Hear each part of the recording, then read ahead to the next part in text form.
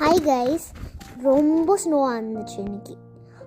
அதனால பேக்யார்டில் ஒரு பைப்பு நல்லா ஃப்ரீஸ் ஆகிருந்துச்சு. அதனால இந்த வே போனோம். ஆனால் ஸ்னோ நல்லா டீப்பாக இருந்துச்சு. எங்களால் வாக்கே பண்ண முடியல. பேக் டோர் ஓப்பனே பண்ண முடியல. அதனால தான் ஹவுஸ் அரவுண்டாக வந்தோம்.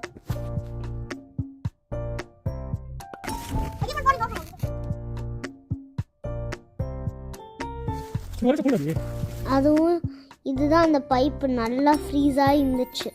இந்த பைப்பு கவர் ஆச்சுன்னா நம்மளுக்கு வீட்டில் ஹீட்டே வராது.